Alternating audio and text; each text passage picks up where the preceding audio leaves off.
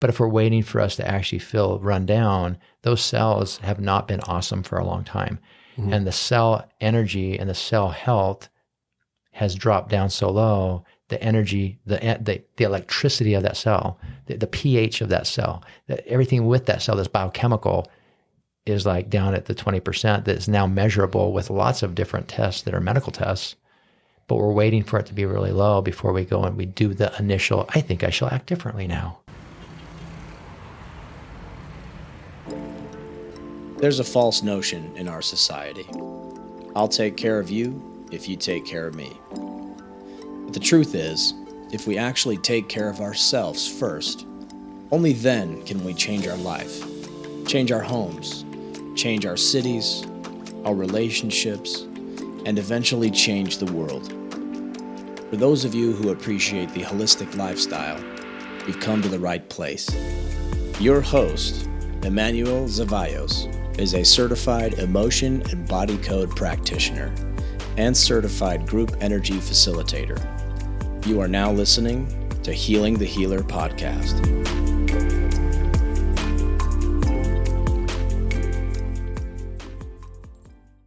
This show is brought to you by Heal, the social media platform for those who love the holistic lifestyle.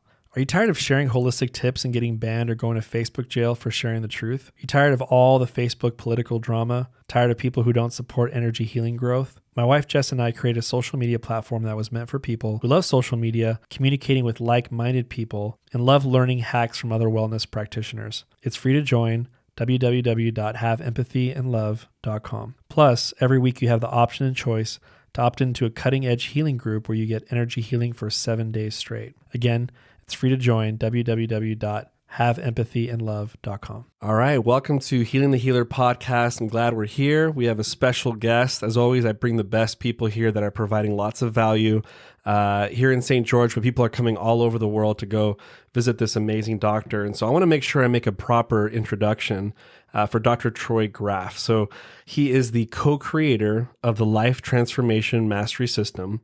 He's the owner of Natural Healing Center, which is here in St. George. He is a holistic chiropractic physician, a functional health specialist and neuroplastician, an energy medicine practitioner, and a personal and business success mentor. So welcome to Healing the Healer. Thank you. So I'm grateful you're here. And this is kind of interesting because I just saw him a few days ago. So this isn't, Healing the Healer is all about, me being as a practitioner myself. I need healing myself. And so I wanted to provide like a place where we can, this could be like a resource for so many people around the world who are like, I want to go on a healing journey. What tools can I use? So I'm just letting everyone know who's listening. I went to his office and, beautiful staff, and he's helping my wife and I out. So I'm just a big advocate of what you do. And so, so first of all, I like to always share, or ask, what are the 3 things that you're grateful for? Let's start off with some gratitude. What are 3 things that you're grateful for right now? I am grateful for just being where I am. In Southern Utah, I love living here. I love the weather. I love being able to just hang out. And my passion lately is pickleball. So it's like, I like to play. It's a brand new chapter in my life. And I'm just kind of like reawakening some of my, athletic history when I was younger. And so, one of the things that's funny is that I'm like, I can't believe I'm 55 years old. And so it's like when in my past, thinking that I would be like at some point old, 55 was always in my mind. That's so old. And it's funny what they say is that whenever you reach that point, it's like, that can't be old because you're there. And so you're always like projecting like old people are, let's just say another 15 years older than you're at. And so it's like, yeah. I'm grateful for just my family is probably the second thing. So living in a great place, having great friends, having my kids that they're doing great, and having our health. I think that's the thing, is that we have free time to enjoy each other, and family's really important. That's awesome. Well, thank you for sharing that. And I really feel like St. George is becoming almost like a version of Sedona in some ways. And so I can say like acupuncture, yell it at the end of the street, and no one will take me down as a martyr, So, so I'm just grateful for being in St. George too. So, so someone is in their healing journey. Let's just say they're beginning their healing journey, and they travel to St. George. They see your wellness center, and they don't know, sometimes it's kind of interesting. We need a roadmap. Like, where do we go? There's so many places to go, mental, physical, spiritual. When you meet someone new, what's your mindset on like, how can I bring this person from point A to point B? Do they even know what point B really even looks like? That is the key thing as far as what is health. So every single person has a totally different idea of like, I'm healthy. And it's like that in their mind, they're totally healthy. And it doesn't matter if they're, 20 years old and they literally are, the epitome of health. You look at them and it's like, wow, you're in your prime. Or there's somebody else that maybe is 70 and in their mind, oftentimes they're like, I'm healthy too. And it's like, I've only had 2 heart attacks and I've had cancer only once. And so I'm good. And it's just like, I'm still breathing. And so in their mind, totally healthy too. And so it's kind of a subjective opinion that we all have of where are we? And that's our assessment of that's normal.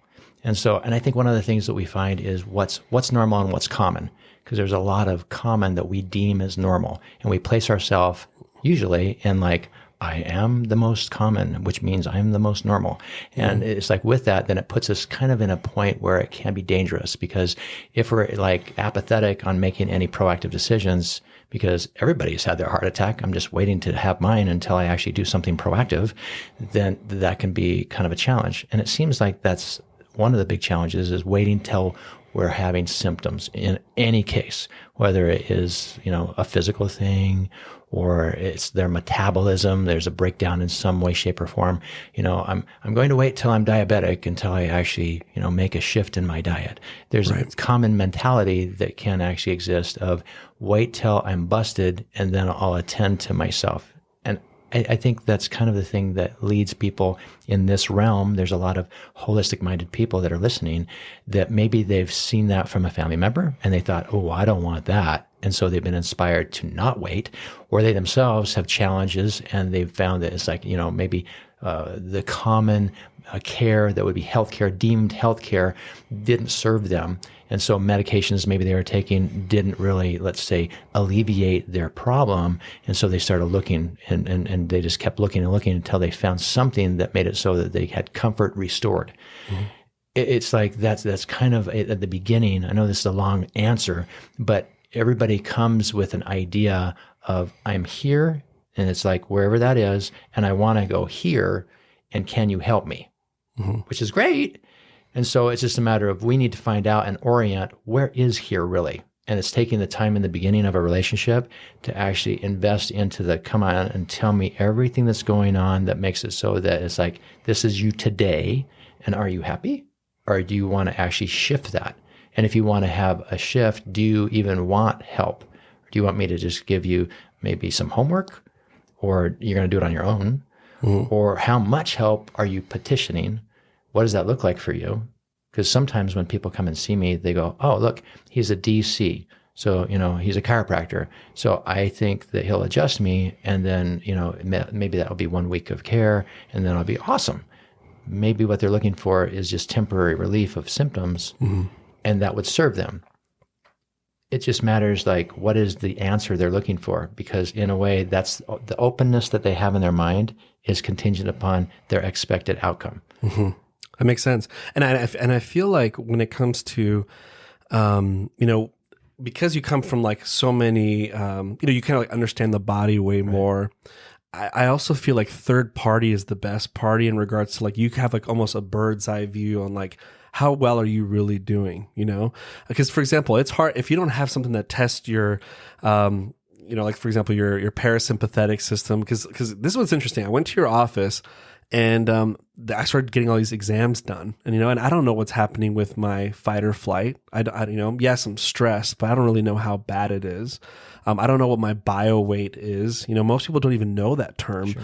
And so, what got you interested in that? Where you're just like, I want really to see what's going on in the universe of your body. Because if you don't, you can only, because, you did a perfect example.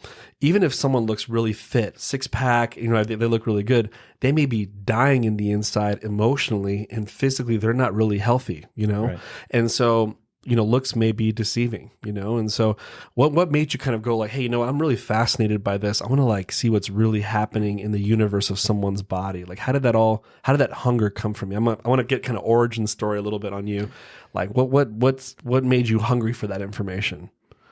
Early in my growing up, I was an athlete, and so I was constantly trying to push the envelope, and I was a sprinter, so I did a lot of track, and so I wanted to be my best me, which required me to think, okay, I have to make sure I'm lifting more weight. I was doing more than of my other fellow competitors, and so I was very much measuring myself. And that's what we do when we're 14, 15, 16. It's like, okay, my body's changing, and as I'm getting stronger, and I wonder how I measure up. We all do that, whether we're young women or young men.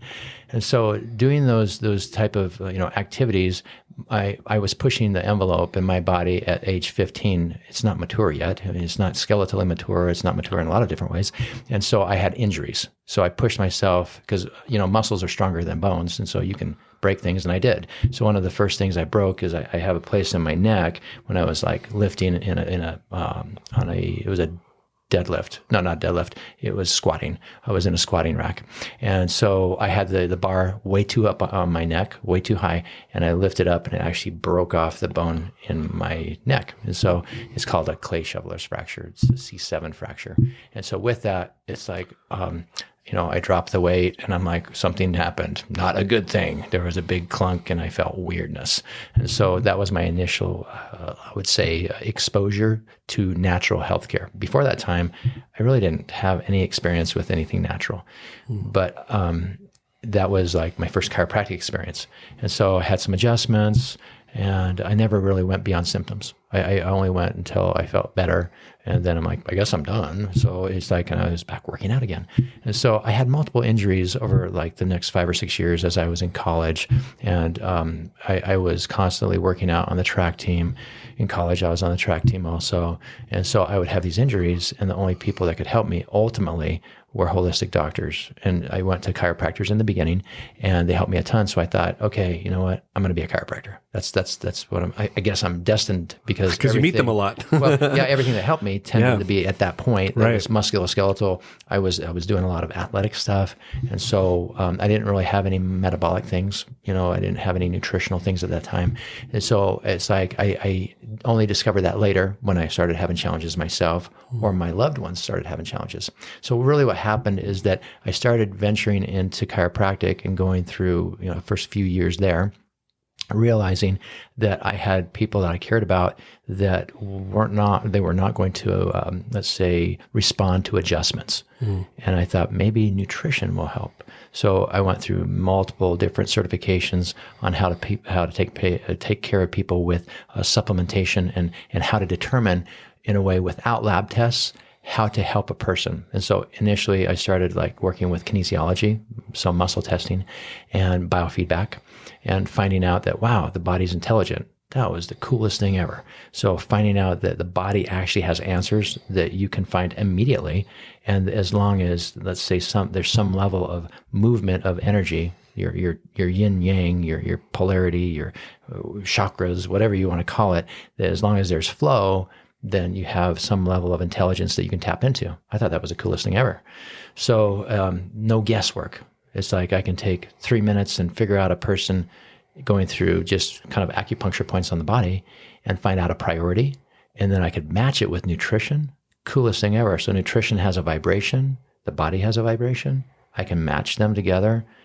That's crazy awesome. And this was my journey like 28, 30 years ago, is finding out that the body has this intelligence, and that I had an ability to find out what other people didn't know how to find out. At that point, kinesiology still wasn't popular. Nutrition definitely wasn't as popular. Supplementation wasn't as popular. And so I had colleagues tell me, this is crazy. What are you doing? It's like, you're not going to make any money, and you're going to, it'll detour you from doing what you've been educated to do. And so my thing was, I want to make it so that I can help people on a larger scale, a foundational scale that gives them power so that they can participate in changing their habits, and that it's not forever. They're not going to take these supplements forever. It's just to make it so that they get some healing and then they're good. Out of the code red. Well, out of the code red. That was my intention at that point. Yeah. And 30 years ago, people responded differently than they do today. And if you go back in time, there are individuals that are senior practitioners when I was just barely coming out they were retired. They were 70, 80 years old that would say, a long time ago, we would adjust people and they would like spontaneously heal. They would just like one adjustment. Good, we're done. So I was always curious, like, what's different? How can like physiology be so different in such a short amount of time? So it begged the question of like, okay, so, humans haven't really changed. So what's changing? Our environment and the things that are around us and like what we put into us. And so I started realizing there's toxicity that maybe is a big factor.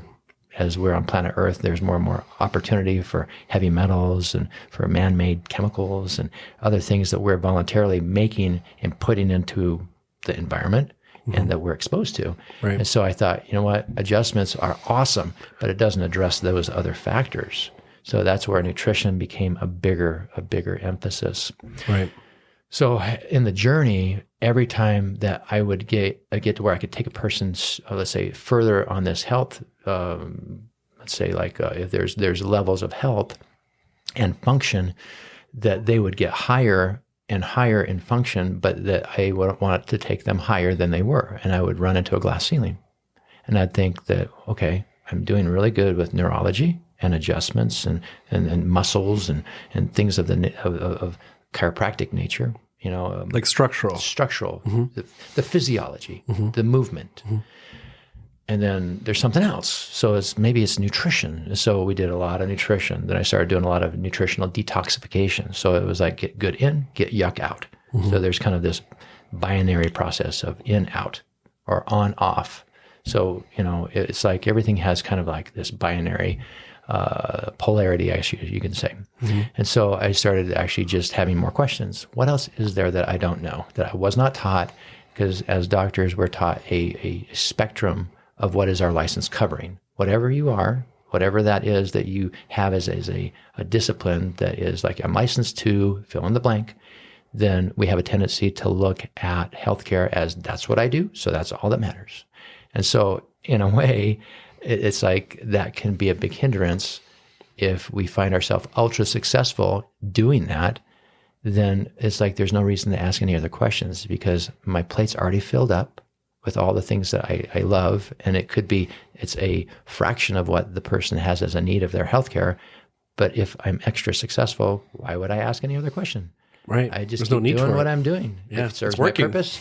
I work 3 days a week, and then I go home and enjoy my life. And so, Right. You know what I mean? Yeah. So it's like, for me, it was that I would have extra, let's say, family members that would be showing up. That would be like, oh gosh, I haven't met this person before. It's an extended family member, and they're having a health problem. That wow, for the first time, I'm like really having some compassion and thinking there must be an answer. I don't have it, but there's got to be an answer with somebody. And so the more that I was being, introduced to people, and they would really reveal more than just musculoskeletal. Because in the beginning, if I'm just doing body work, people will tell you about their body. If I'm working on emotional work, people will tell you about their emotions. If I'm doing whatever work that has to do with if I'm a podiatrist, they'll tell me about their feet and nothing else, because they don't expect you to know anything else. That's your discipline.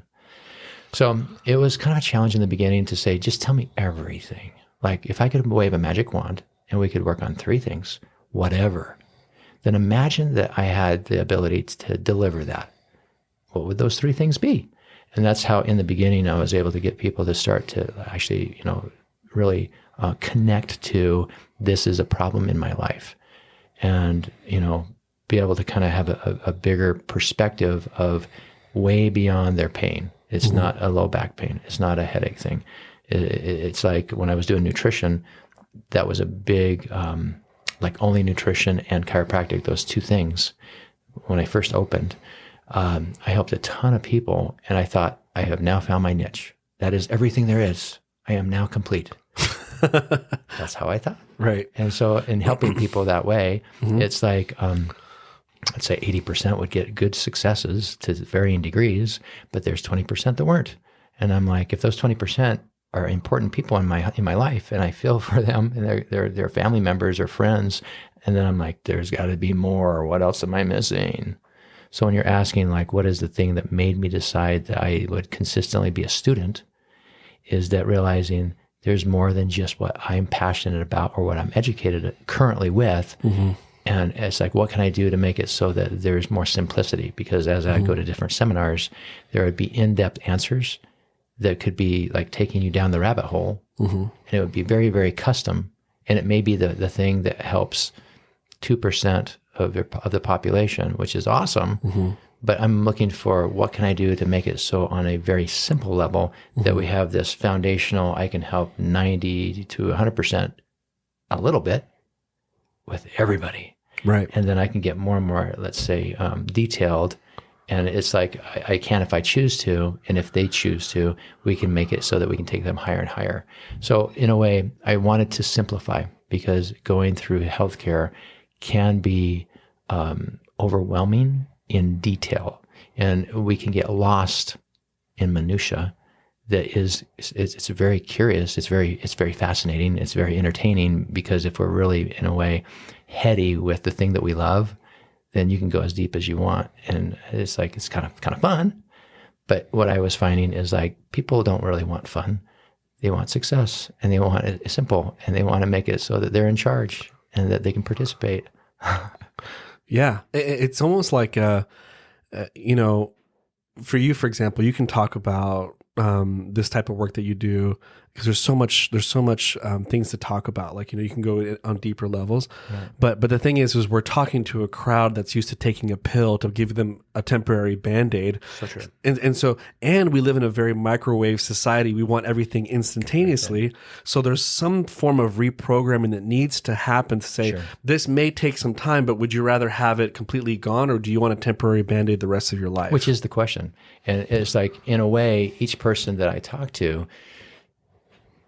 as we introduce that option, they need to know what a Band-Aid means, because in a way it's like, no one wants a Band-Aid, but they've accepted they're expecting it to be like really fast. And in a way, physiologically, oftentimes that's a Band-Aid. And so explaining what does it mean to really participate in your health is different than I'm hiring you to fix me. Right. And I'm not going to take any responsibility, because I'm paying you to take all of it. And so, and it's like, that was a big epiphany for me, is recognizing that I need to really help every single person, like really fully embrace that it's their body, their health, their choice. I'm a mentor, and I will basically guide them, say, invite them, guide possibly, but more invite, to make it so that they can participate in making better decisions, higher quality decisions, by asking better questions. Because if we don't ask the best question, then we don't get the best answer.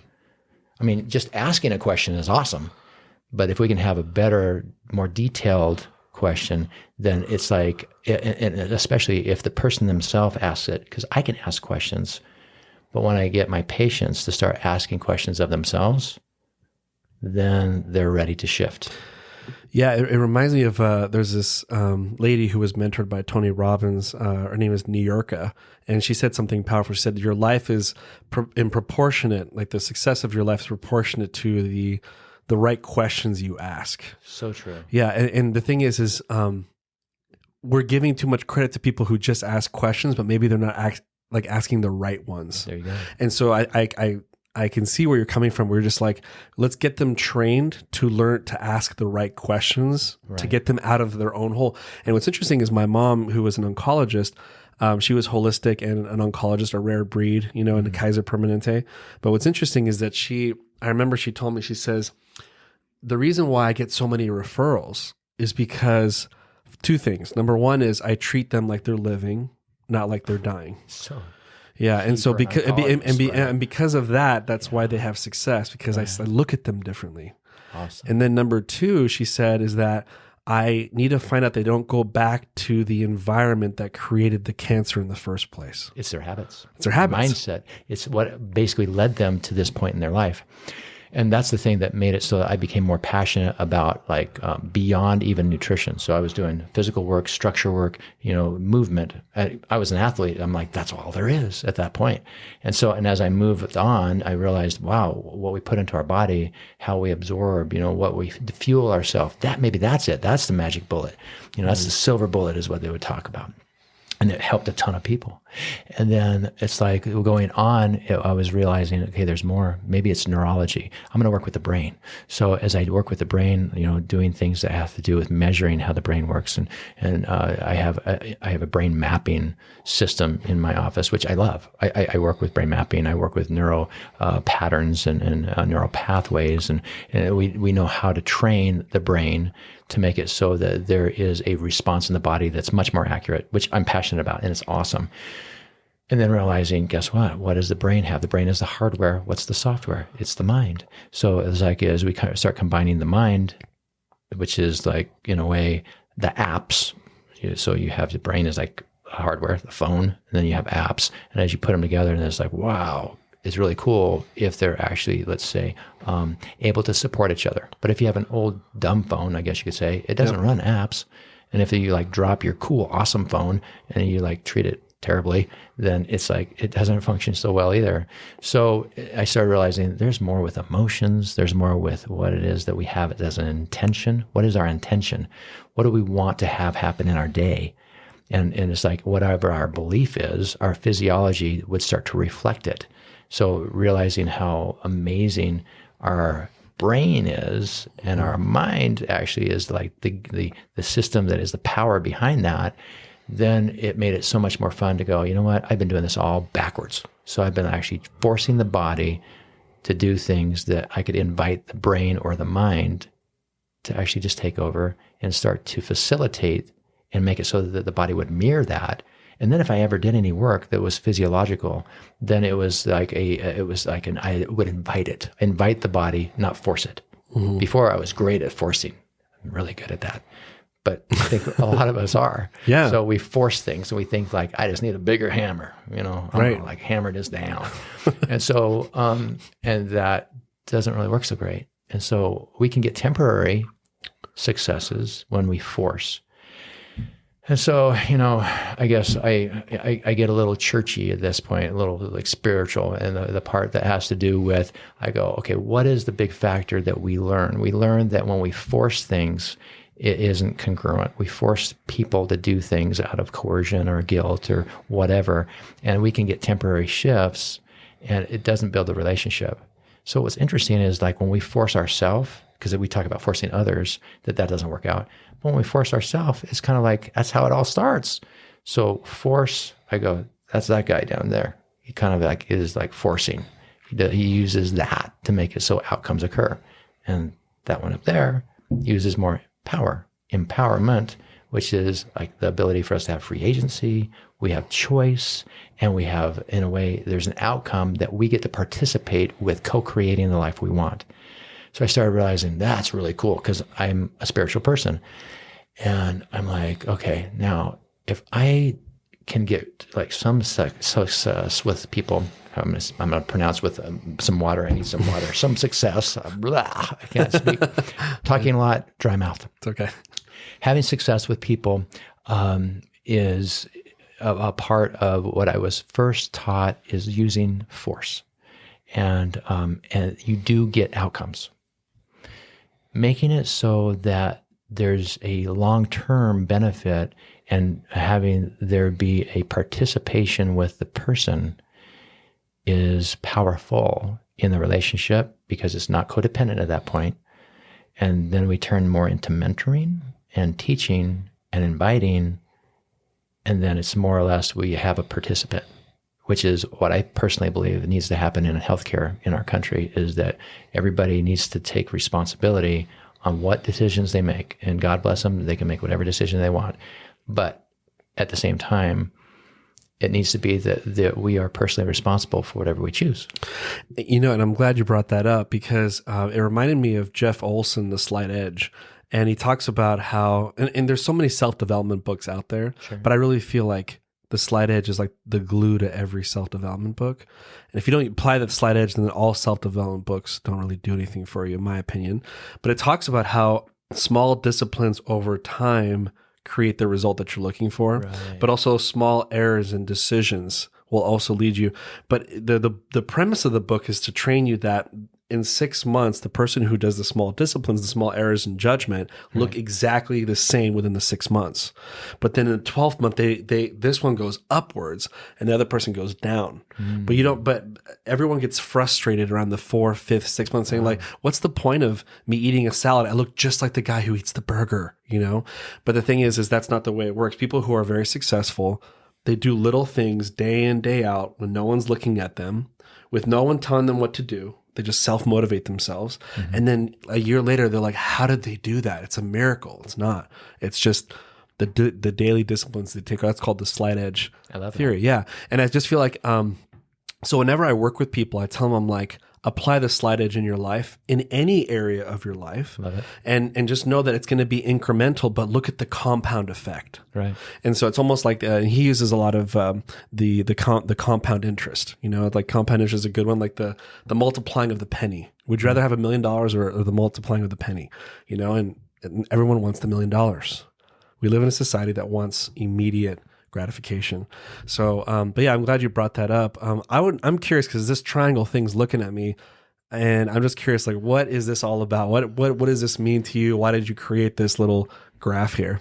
So what I found is that I needed to have pictorial representations of what I'm trying to do with people. And so I have many different things and we may talk about a few of them just in this podcast right now.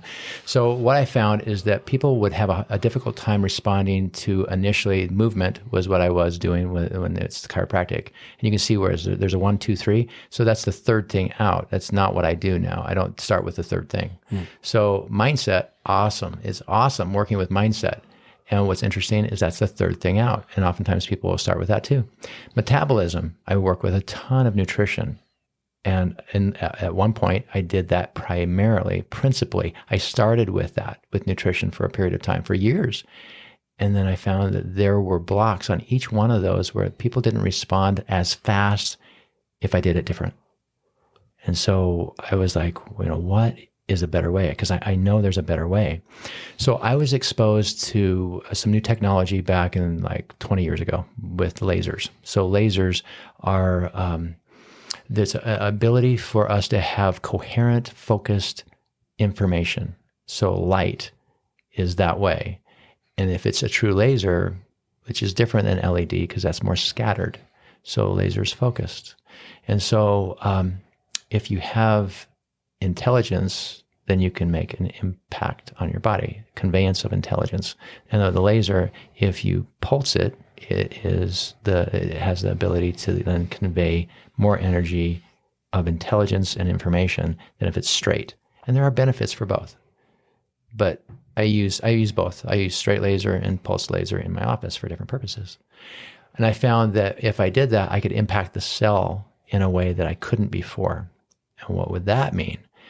So consistently, I was finding with nutrition that people were running low on energy. And so I was looking for what can I do to impact them? I know everybody has adrenal problems, and everybody had adrenal problems when I was testing them. Before I came up with this concept, it was kind of a breakthrough. And I've had some other colleagues that at the same time that we've been kind of like working with lasers in different parts of the country.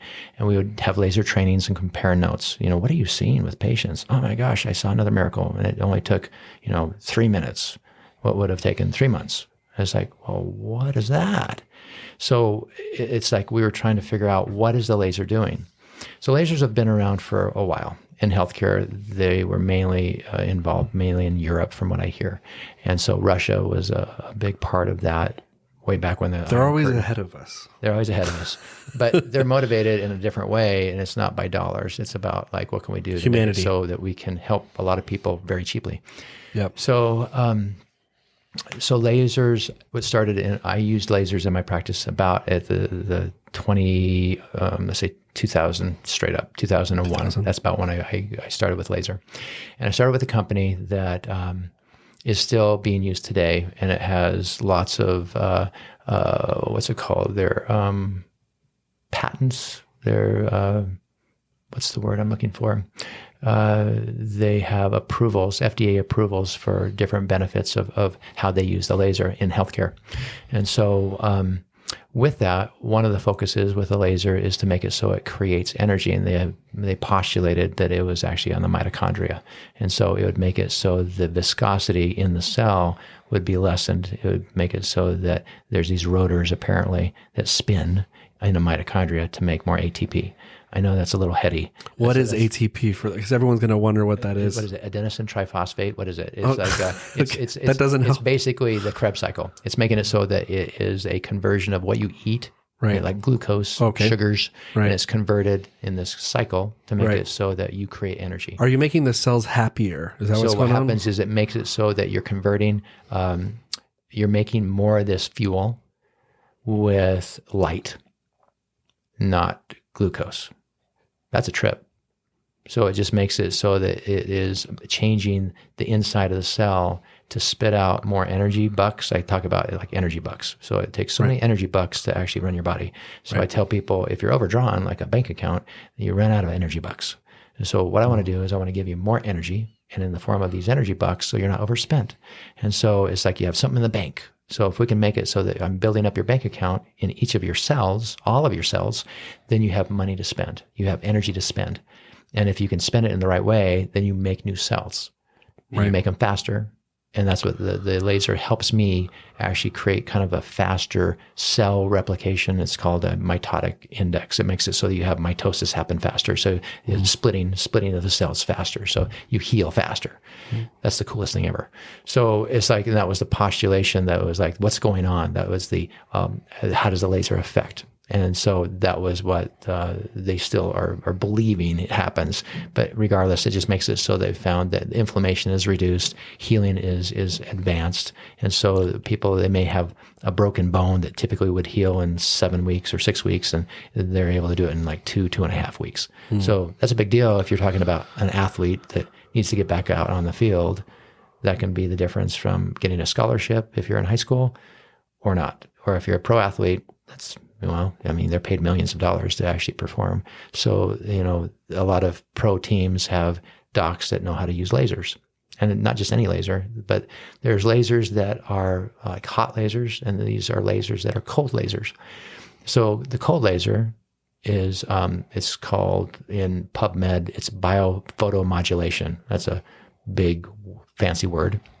And so if you go into PubMed, there's thousands of studies that have validated the efficacy of laser, how efficient it is to make it so that your body heals faster, how it makes it so that your quality of life improves, so that people have chronic conditions all of a sudden are spontaneously improving in a way that they didn't think was possible. So as we tell people, you know what, we're not healing, we're not claiming to heal, because you'd be very careful with those words. You have to make sure that we use the right verbiage. The vernacular can be a problem. Right. So I would tell my patients, if you happen to get well and heal, it's not my fault.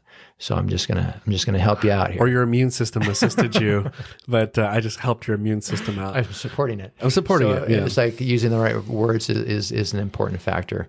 And so the lasers are great to make it so that I was able to take care of that cell energy. And it's really, that's kind of the whole point, is that from the inside out, is that if we go all the way down to, what we are made of is energy.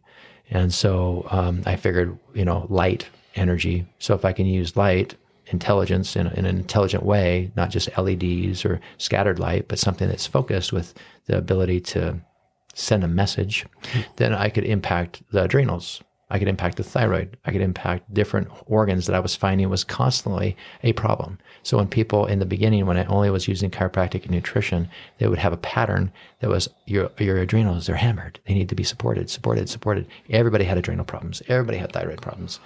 And so it's like, now that's not the case. So I focus on, we don't do any nutrition. We don't do any chiropractic. I don't do anything with mindset until I get the body to open up and not be in fight or flight. So fight or flight has to do with when they do have a challenge and they perceive that they're, let's say, there's a trauma or drama.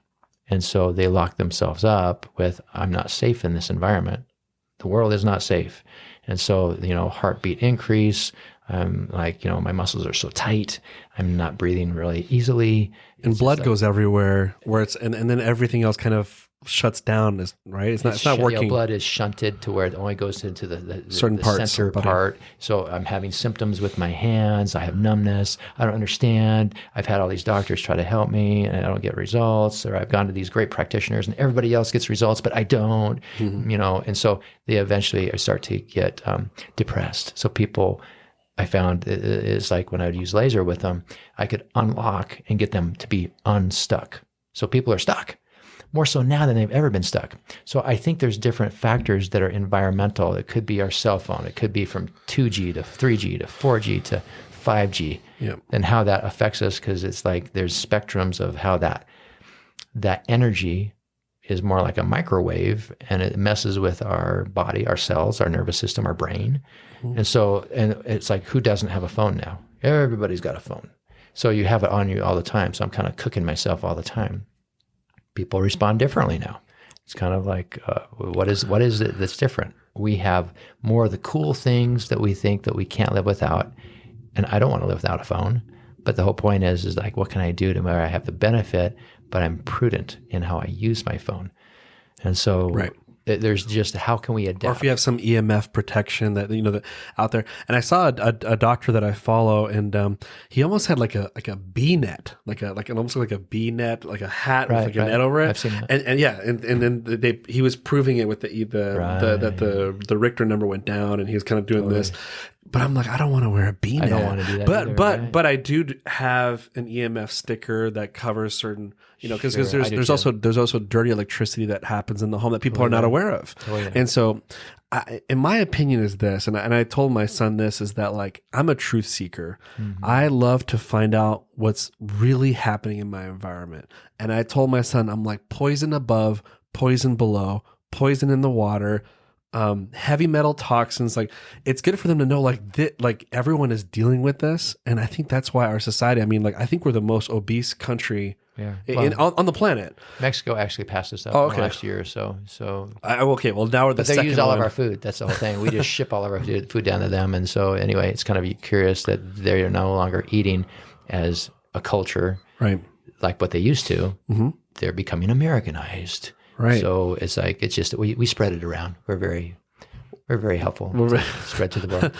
And what's interesting is I just posted on my Instagram French fries in America and McDonald's, and French fries in the UK, and how much they add these different oils into these fries that it's like not necessary. Right. While the UK is like, we only use 5 things here, and you guys use like 13. And then the kids are like, let me go eat cereal. I'm like, every cereal is poisonous, and that's how they grow up with food. Sure. So I feel like it's almost like we are uneducated on what we're putting in our body, and we're uneducated on how to handle life. Like, I really feel this, like, this is my like my doctrine here is like, I think perspective brings peace. And I feel like people lack perspective of like, how should I handle this trauma? How should I handle this? Their filters are different. You were saying power versus force. If you're on the higher levels of the David Hawkins scale, you're filtering life different from someone that's in the 100 or 200 scale who feels shame and guilt and everything they see. Know, but how important? Why do you think we're in this broken system? I'm just curious. This is kind of like friend to friend. Why do you think we're in this broken system where it's like we're created for success, but we're programmed to fail? Why do you think we're in here? And I think that's why your work is so intriguing, because you understand that the system is not right. It's like our foods are not right. Our water's not right. We shouldn't be selling phones if it's doing 5G and affecting our bodies and giving people cancer. We shouldn't be selling those phones. Right. But we do anyway, because we care more about money than we care about society. So at some point, I think one of the things that is going to be pivotal is that when there's enough discomfort in some family, let's say it doesn't have to be every single person in the family, but somebody in the family that makes it so it's like, okay, I love this person. They're not getting results with conventional care. They're on medication. They're not getting results. They've had surgeries. They're still not getting results. I want to take care of my mom. Let's say if it's my mom. And so I'm going to do research. And it makes it so that once we have a question, then we start searching And what does that do? It opens up our mind, opens up our heart, because it's like we have somebody we care about, we love. We don't want them to suffer. And so it sounds kind of crazy. This is like a spontaneous answer. I think suffering, to some degree, for people that we care about makes it so it's an opportunity for that circle of people that care about them to be more open to a new way of thinking. It becomes like I thought certain things in the past and I was closed-minded, but now I realize that there's something that maybe I've never entertained before. And I'm giving you an example of how we all are as humans. We will think a certain way until it no longer serves us. And so it's like... That's deep. Well, I think does it go along with the fact that you've probably heard this before, the 10% is what we know, right. The 10% is what we know, we don't know. And then the 80% is what we don't know. And a mentor of mine says, if you don't dip into the 80%, you'll never be fully fulfilled in your life. Fully. But I think people are so scared of the 80% of what we don't know. But that's the stuff that's hurting us. And so ignorance is not bliss. No. But it takes a while to be like, I need to step out of my closed mind. It's like a parachute. A mind is like a parachute. It only works when it's open. Right. And I need to be more open-minded. Tell me, see, for me, for example, I've worked with 3 too, but the cell energy is really fascinating to me. Yeah. To me, it's like it makes a lot of sense. It's like the little things with intelligence that are swimming in your body.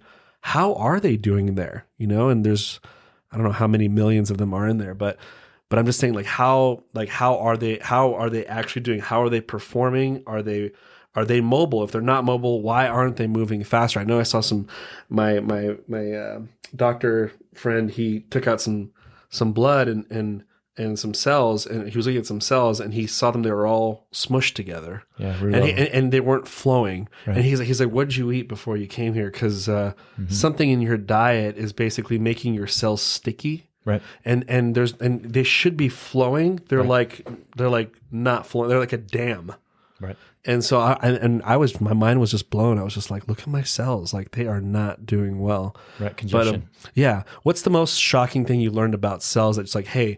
Like this is a bigger universe that we're not even investigating. What's something that you learned about cells? So here's the thing: is that we in the past were more into the chemistry, the biochemistry of a cell. I remember when I was back in school, that was the biggest deal. So it's like, how can we affect the biochemistry? Well, it's going to be through pharmacology. It's going to be through bio whatever. It's going to be nutrition, and it was like it's a big deal. And it does make an impact on what you eat immediately. But if you get down to what are we again? We're empty space, and we're held together by, energetic bonds that are negative, positive, neutral. And so, on a deeper level, then we're more energetic. So there's our magnetism. So there's magnetics, electromagnetics. How is that?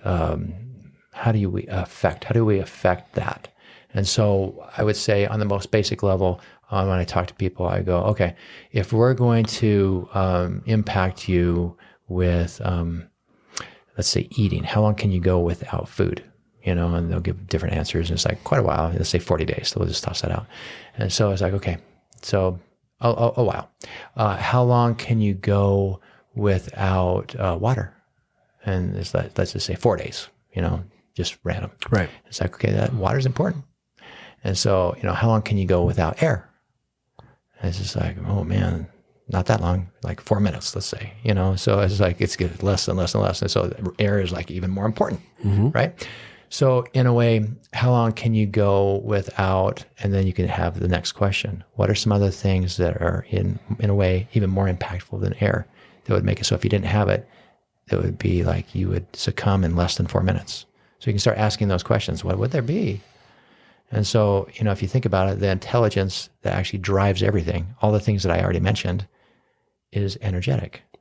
Right. It's like you mess with the energy flow and you have moments before you're gone. Right. Mm-hmm. So as we look at, those are all vital things that make it so that long-term we have health that we love. So we don't want to discredit any of them. We need all of them.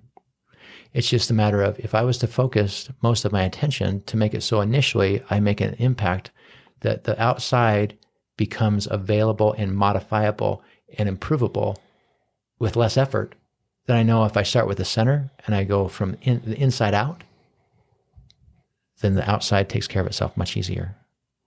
Does that make sense? Makes sense. Mm-hmm. So that's why I designed it that way. So the cell energy is, if we do something, we do the things that we're talking about that already we mentioned. Breathing is a big factor for cell energy. Oxygen is a big factor for cell energy. Is it the biggest factor? It's a big one, not the biggest, but it's big. We don't want to, not going to want to hold my breath. So it's like, but as far as what I work with is that people go, I do everything right, and I'm still not getting well. And so that's one of the things that I do, is why I use the laser in the first place, is that I can actually make an impact, maybe 5 seconds. I use a laser for 5 seconds. Maybe I use it for 5 minutes. I mainly use it over the brain now. Craziest thing ever.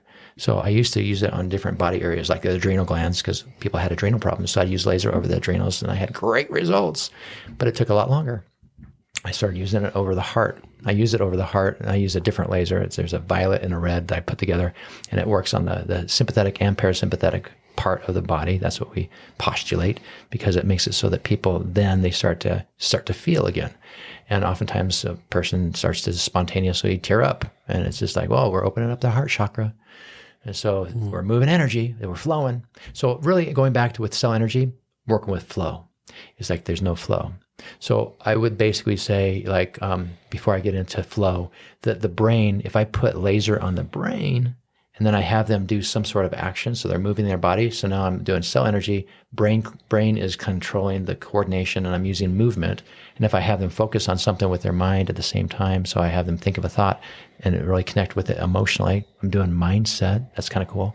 And so it's like simultaneously, then you're doing I'm doing everything together. Makes sense. So as I try to do everything together and I integrate everything at the same time, and they're participating fully, then I'm totally engaging all the systems to make it so I'm upgrading, up-regulating the outcome. I'm teaching, more supporting the teaching of having there be an upgrade. It's like there's an awakening that occurs. So the brain is involved in that awakening. There's 14 systems. The brain is one nervous system. It's the main system.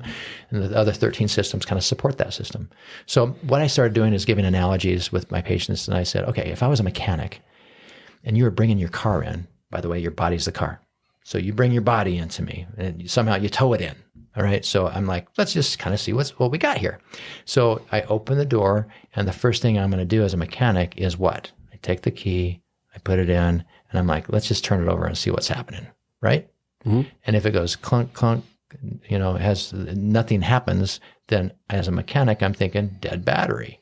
I can't even do anything with a dead battery. I can do nothing. We can't really diagnose it. We need to have some flow, some energy flow.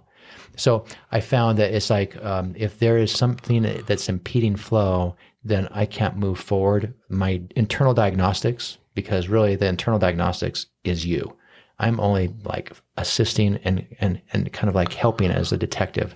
So I tell people I'm playing Sherlock Holmes. So I'm Sherlock, and I'm going, the first thing is let's turn over the car. And if there's a click, and there's nothing, then I'm thinking, okay, is it that dead battery due to what? Did you leave the dome light on? Is it that simple? We just recharge your battery and we're good. Or is it maybe it's not, the alternator's bad. It's not recharging the battery. That's a little bit more in depth, but still it's a fixable thing. It's a simple thing. You know what I'm saying? Oftentimes there's a thing that's going on where the person is leaving on their dome light. They're leaving things on. They're leaking out energy. They're making it so there's not enough capacity for them to turn it over. So I'm finding that it's like with a mechanic, I would say the first step is, do you have energy flow? And is it appropriate for what your body would need to do the next step? So the next step is, if it does turn over, I know there's fuel, because if there was no fuel, it wouldn't turn over even if it had energy. There would be nothing for it to burn. So spark of life. Energy creates spark of life. And it makes it so then combustion can occur, and the fuel is like, wow, there's pistons. It's working. So we got fuel. And that's where I would be basically going, that's your metabolism. That's all the different systems. Are you feeding it with quality? Because there's a difference in quality and just like garbage. So there's a qualitative aspect of that. And if they need some mentoring, then we do that. And so we find out with kinesiology, where is it? So we can find out with biofeedback, is it that your spark of life is challenged? And then I would use oftentimes a laser. I would get them to start doing some breathing different as they have the laser on, and make it so that maybe I teach them a little bit of meditation or something as they're doing that, and let them in the office. I leave them alone for 10 minutes, teach them something, come back, retest them. Wow, it's different. Your energy's back. It can be really fast. It can just be one visit. So, but the third thing is I found is the brain. So what happens is, like, it would be in a car as a mechanic, there's fuel, but does it idle good? Does it idle too fast? Does it idle too slow? So the brain would be kind of in charge, like a computer. Is the idle set in a way that doesn't serve you? So it can be the brain, and in a way the mind. If your mind settings are high or low, it'll make it so that the ability for your body to idle right with all 14 systems, there's a nice passive idle that is very effective. It's very efficient, because it's like I tell people, I love that you have a body. That's your car. Would you like a car that gets 2 miles per gallon, which is tons better than nothing? But if you can get 50 miles per gallon, I mean, that's more efficient, right? Absolutely. It's like we want to have that efficient. Right. So it's a question, and you don't have to have that. I'm just making you aware that's a possibility, because you will wear out faster if you get 2 miles per gallon. Your engine will wear out really fast. Right. Does that make sense? Makes perfect sense. And is it if someone has a lot of their engine's not working, they're just like everything's falling apart. I mean, I have some clients that, like, they'll just five or six symptoms they want me to work on. I have other clients that have a list of 30 things that are just like, whoa. So I'm wondering, do they have to go through that pattern where they would look into the cell energy first and then it goes to the brain? So what I didn't explain to you is that sometimes I'll do this in 10 to 15 minutes. Okay. So I can go through all of those really fast. So it doesn't take months.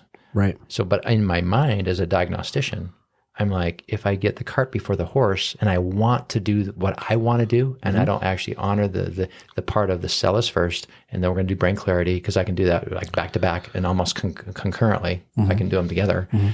And then I can jump right into movement or metabolism or mindset in the same visit. So just because they're 1, 2, 3 doesn't mean that it takes like 3 weeks. Right. Okay. You know, it could be a lot in faster. my mind, I'm going through, this is what I'm going to make sure I cover. Right. Because if I don't cover those other things, when I wasn't doing brain clarity, when I wasn't basically making it so that I did neurology, and I just jumped into movement, and I did maybe scar tissue as a massage, part or whatever, I would get limited results. I would get results, but it was like, it just wasn't as deep. Does that make sense? Yep. So if I leave people hollow, I don't want to do that, then, I get limited success. So that's what we were talking about, is that what's different? Why is it that I see people that travel a long ways? Because I'm not leaving out some of the basics. And I've had tools and mentors, awesome mentors, that have been able to teach me these things over many different years. And so a part of it is asking questions. As a practitioners, it's up to us to not get complacent and go like, hey, I'm enough now. I've got enough. I got plenty of tools. And it's just like, I will stop asking questions because I'm busy. That's the temptation that we all have as human. Right. It's a plateau that could be very scary. But the reason why it's scary is because it's so comfortable. So comfortable. We're comfortable. Yeah. If you're comfortable and you're making a living, then there's like, why do I have to stretch myself anymore? Right. And it's like, that goes back to kind of like what I was talking about. Gratitude is what we're grateful for, is that I have found, in order to make sure that I am taking care of my loved ones, I want to make sure I'm thinking outside of the box in advance. Because if we don't, it's the old adage that is like, don't wait till you're thirsty to dig your well. Right. Don't do that, because you have less options. So the fourth thing I do, because there's 5 steps, I take them through. The fourth thing I do, once the brain is clear and it's like the idle is good, so it's like, okay, I'm feeling better. We're giving nutritional supplements. I'm having them basically do things where I know there's brain clarity, and there's some different tests that I do in the office. I've kind of shown you a couple of things that I check your legs in a different way, your arms in a different way. I check specific motions that are fine motor motions. And once they're solid and stable, we get stability in each of these areas. Then we expand and we work on, let's say, elasticity. Stability first, elasticity second. Third thing is strengthening. So on the fourth pillar, the fourth part of me being a mechanic is that I finally have the car idling. It's not too fast, not too slow. It's still like, I can tell that it's like we have power, that nothing's dying. The car didn't die. We're good. And so, Right. And what I do is I try to make sure that they can hold that healing space. When people can't hold the space from one visit to the next, then it's like we're leaking out. We're spending energy bucks. We're leaking out energy somehow. There's something that you're doing on your own with a habit, or there's something that it's like we haven't talked about that we need to address to make sure you're not leaking out energy. So what I do on the fourth thing is that's when I kind of do movement. That's when I do more of my chiropractic. And I do I have the example of like engaging the car in a gear. First gear, second gear, third gear. We're driving now. We're moving.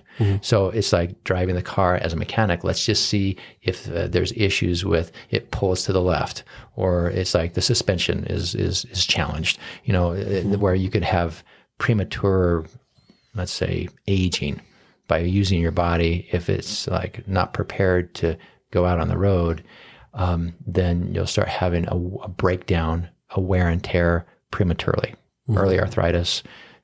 Things that are just wear and tear that you don't need to have. So sometimes we need to support that movement in a different way. So, and that's the fourth. The fifth thing I do, the fifth can be the first. It can be the second. It can be the third. I use it as a fifth because people typically are not prepared for me to talk about the fifth until they have enough confidence that I know and can deliver the result.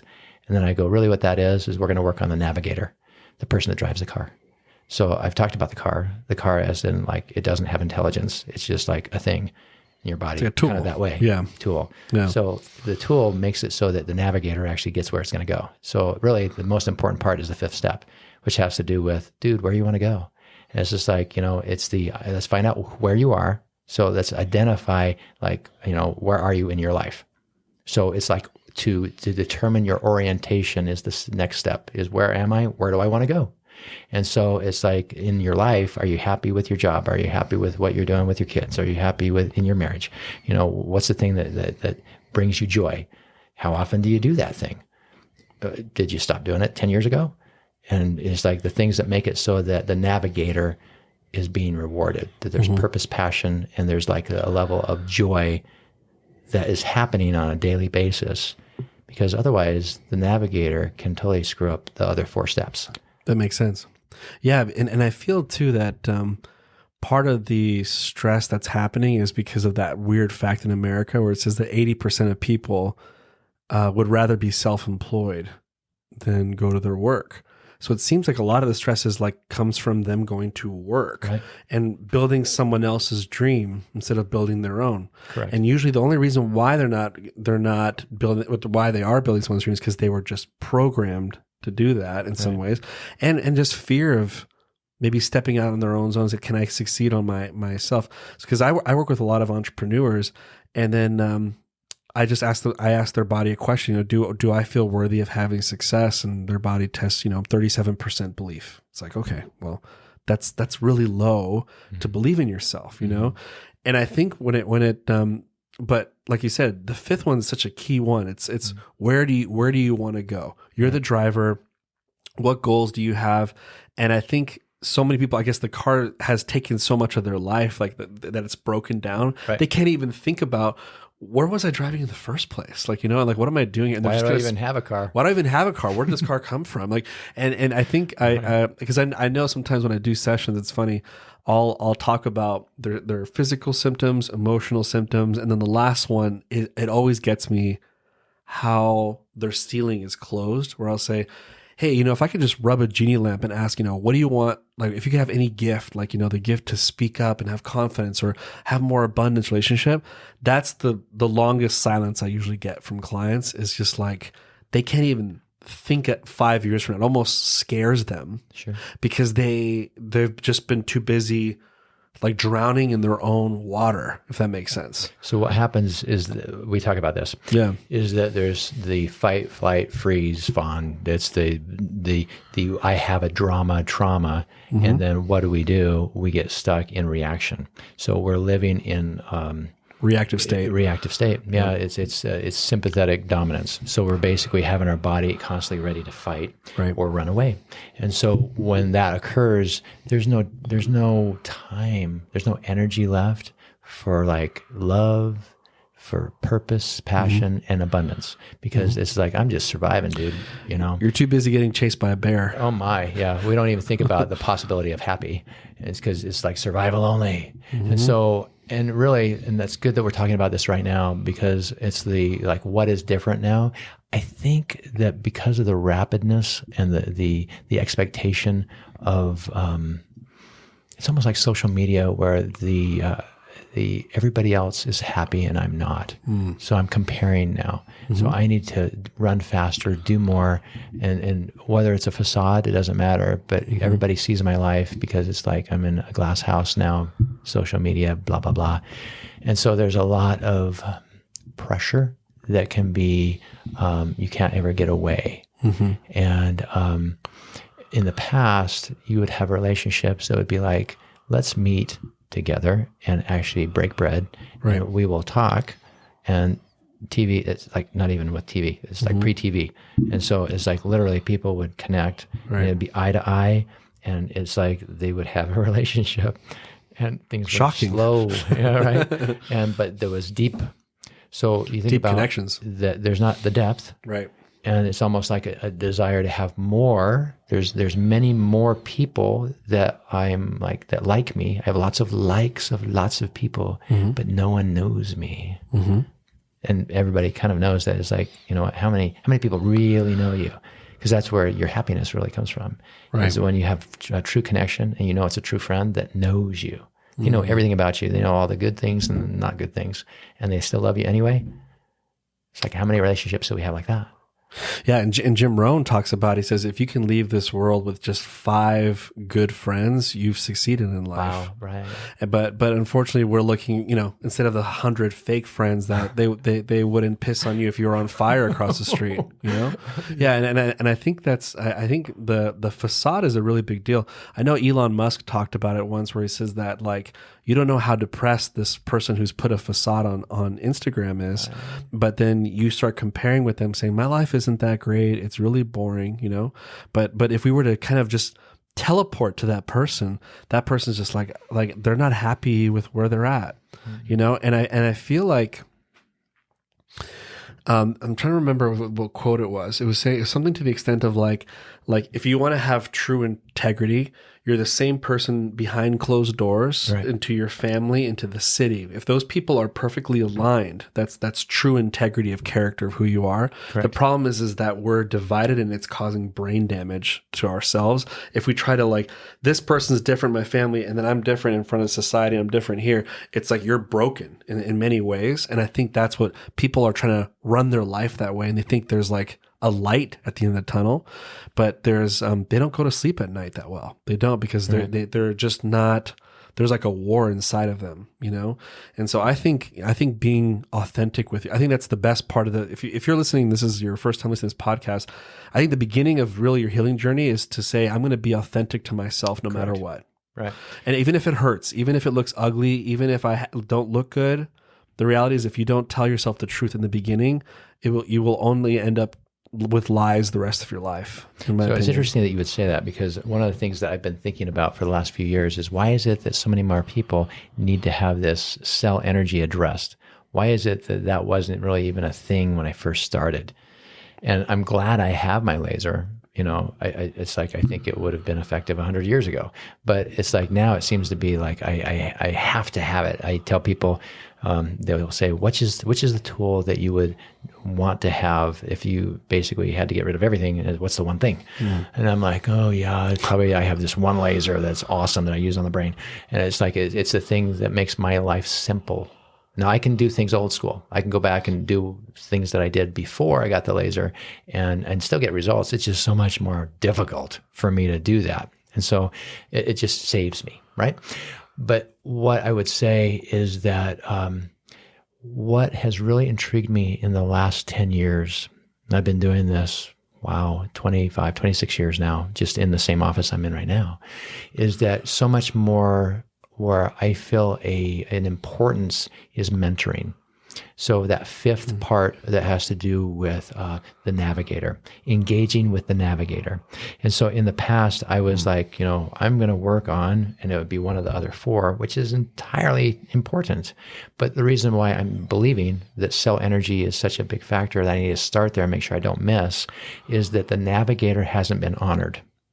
So what happens is that when now especially happiness seems to be so elusive, so that there isn't the joy and connection is less now than I think it ever has been. This is just my opinion. But as I talk to people, and I've been doing this for a while, the conversations are different. The depth of disconnection is a lot more intense. And as I now focus on having them participate with becoming aware of what they want, they're participating in their imagination of like going, what does that look like? And then I don't talk and wait for them to start to have their eyes search. What does that look like? And have them ponder, and they get the answer.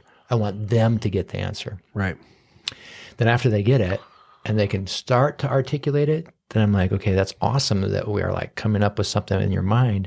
But what would it feel like if it is like at its best? If you're in your imagination, it was like the best thing ever. Can you connect to it? Oh my, that's even harder nowadays than it used to be. So it's like being able to, let's say, open up and feel, and then maybe share it is kind of the next step is being willing to be vulnerable and actually express, this is my desire. This is my passion. And why is that? And what would you be willing to give up to start to actually have that come towards you to where you could, in a way, embrace it, step into it, almost like clothes. You could put it on and feel what it's like. Oh, yeah, I like how it fits. And then it is like, wow, it's something that it looks good on me. I'm happy with how this is. It's so much more joy to help a person be able to try those new clothes on and then go, that's how it is on the outside. How would it be if like you could actually try it on the inside and that you yourself are asking those questions. Right now, I'm helping you. I'm asking the questions from outside in. And I think we all benefit from having somebody that is like willing to slow up and ask and actually listen for an answer. Connect eye to eye and really go, is that really what it is? So I use kinesiology in the office, not to really, let's say, find out myself, but to show the person that the answer they're giving sometimes isn't even congruent. Sometimes it's not the truth. And it's like, let's go deeper. Because right now it's like, it's not lining up. We need to make it so that there's like your head and your heart, that they come more into alignment. And then when that happens, and they can feel and kind of see it, look out, they're going to have great results with body problems, with metabolism problems. If they have weight gain, whatever it is, when they can actually have both of those like come together, it's like there's like this spark. Remember I said spark of life? The spark that you can see in their eyes. And it's the coolest thing ever because you know that they own it. You own it now. So look out, dude, because it's like you're going to get more of what you want on your own. Because if you can taste it, then you can like really start to like produce it on your own. And that's why in the beginning, the cell energy is such a big deal because it looks like in a way, and this is kind of an odd thing to say, but it's just like there's no life in the eyes. And I can tell really fast that it's like, dude, energy's gone. It's like the spark of life. It's depleted. Like, it's really depleted. You're running on like empty and have been for how long? Yeah. Years, maybe decades, that you have enough to like survive. There's a big difference from survive and be like, I love getting up in the morning. Why? And then they have an answer. Well, let me tell you. Instead of like, I don't know. Because that's what you were asking before, is when they have that, I don't really have an answer right away. Does that make sense? That makes perfect sense. And I'm so glad you're bringing this up because it reminds me too, I think, I was reading this book about sort of like what prophets had benefiting them in the past that we don't have now. That modern culture has sort of annihilated the habits of a prophet back in our day. And one of the things that was interesting is that what you're doing and you're allowing people to do is to like go inside their mind and then allowing them to see things, you know? And it's not that, you know, seeing is believing, believing is seeing, you know, it's all switched. And what's interesting is that, for example, Prof, I was reading this book, talks about how when they would go off for a walk and they would see the stars back in those days, because of the, you know, they were nomadic, they would see the Milky Way very clearly. And if it was dark, I mean, you couldn't see any, you could fall into a hole. There were animals there waiting for you, predatory. But there's this sort of stillness that you can't get nowadays because there's too much ambient light. There's too much light. So our great spiritual fathers, they used to walk off there and enjoy the darkness. And then, you know, when it was dark, it was dark. And when you saw a fire, you appreciated the fire. There was this immediate gratitude for light. We don't have those moments. Another thing too that's interesting is that when they're walking, they're contemplating about their life and what, you know, whatever. If you walk away from your wife and say, I'm going for a very long walk in the mountains, you're considered suicidal. You're considered like there's something wrong with my husband. You know, so we're in a society that says it's not okay to look in the inside and go for a walk and go up to your mountain. Right. So it's interesting. It's like society has the modern technology has brought us to a great point, but there's a book out called Lost Connections. I don't know if you've heard of it, but it talks about like, why are we really feeling depression and anxiety, Sure. which is kind of like they're like brothers and sisters. Like, you know, like usually when someone feels anxiety, they feel depression too. You know, they kind of come hand in hand. It's like you almost, he's saying in the book that it's like they're almost inseparable. They kind of come together very closely. Right. But he says that it's like, you know, what if your environment that you grew up in is what's causing your depression, anxiety, and you don't even know it? You know, because that is your baseline. That's your baseline. It's what you're familiar with. Yeah. Right. And that makes you feel safe to something that could be toxic to you. Totally. But it's hard to kind of have someone talk to you out of your regular space into a new norm, walk you off into the Milky Way and say, look at how much you can think outside your box. So what you do is really great. Is you're letting people walk into their own little darkness and then kind of like see for themselves, and then speak it into existence for themselves. Instead of you like, let me train your brain and force it upon you. That was the temptation I had a long time ago when I first was discovering things. Well, because it seems like it would be a lot easier to somebody who's in a very vulnerable spot. Yeah. But I think like you were saying, like you want to empower them only by having them say it themselves. Right. Yeah. I mean, we're sons and daughters of deity. Like let them think godly for a minute instead of letting them think that they're less than. Totally. And sometimes individuals need some training wheels. So it's like teaching someone how to ride a bike again. You know, it's like, I think at some point, I'm not sure if you would say before we ever came to the planet, we exist in a spiritual realm that we already knew how to ride the bike. We already knew how to ride a bike. And then we come down and it's just like, and then there's a level of, okay, there's something that inhibits our ability to remember how to ride the bike. And so it's like, it's reminding people, guess what? I will help you with training wheels, but it's only to help you to get to where you are riding your bike again. And it's like, because when that happens, then you truly are engaging with the bigger purpose. Like I told you, it's like, I feel like there's a purpose in why each of us are here. And I feel like there's a purpose in like, even what we're talking about right now is to make it so that whoever is struggling, that we can actually go, okay, there's a formula that has to do with, if we follow the basics, the likelihood of having a success is really high. Because like in math, there's a formula that yields a product that is like, whoever does the math, it just is what it is. You can depend on the math formula working. And so I think our bodies are that way, our mind is that way, I think our spirit is that way. There's formulas for success.